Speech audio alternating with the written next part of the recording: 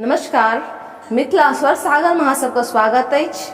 आइ हम मधुश्रावणी के 8म दिन के पूजा के कथा कह जा रहल छी, जेमे गौरी के विवाह आ बरियाती दर्ज अछि से अहाँ सबके कहब, अहाँ सब सुने जाउ। महादेव सप्त ऋषि वशिष्ठ मुनि आ हुनकर पत्नी अरुंधति के हिमालय ओहिठाम पठेलखिन। हिमालय आ हुनकर पत्नी मैना सँ गौरी के महादेव संग विवाह के प्रस्ताव रखलखिन। हिमालय आ मैना आह्लादित भ गेलखिन। विवाह के दिन फागुन वदी चतुर्दशी ताकल गेल। ऋषि सब घूरी महादेव का समाचार देलखिन। महादेव देवता आ ऋषि लोकनिक हकार देबाक जिम्मेवारी नारद के देलखिन। महादेव गण सब बरियाती के तैयारी करऽ लगलखिन। बर से सजायल गेल, माथ पर चंद्रमा, शरीर में सांप, माथ बांधल गेल, जटा बघम्बर ओढ़ल आदि पुरुष महादेव। बरियाती बर क ल चलल आ 4म दिन हिमालय ओते पहुँचल। सब बरियाती के स्वागत करऽ लगलैथ। मैना के बड़ मोन छलनि हँ कि ओ बर के देखथिन कि जकरा लल हुनकर बेटी महल छोड़ी जंगल में जा एते कठिन तपस्या केलखिन।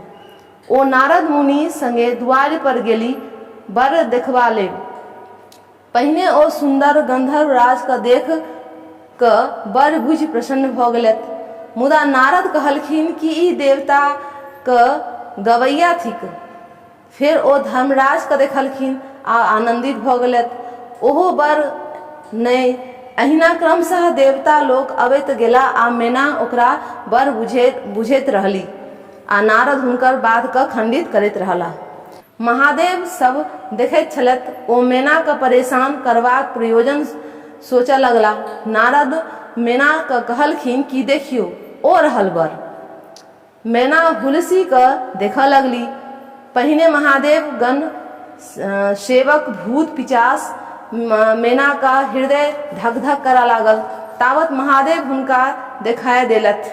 बसहा चढ़ल, 5 मुँह 3 आँख 10 हाथ, शरीर पर भस्म, कोरी माला गर्दन में, माथ पर चंद्रमा, एक हाथ में खप्पर, दोसर हाथ में भिक्षा पात्र, तेसर पिनाक, 4म तीर, 5म त्रिशूल, 6ठम अभय, हाथी का चाम पहिरने, बघम्बर ओढ़ने, 100 से शरीर पर सांप लपटेने।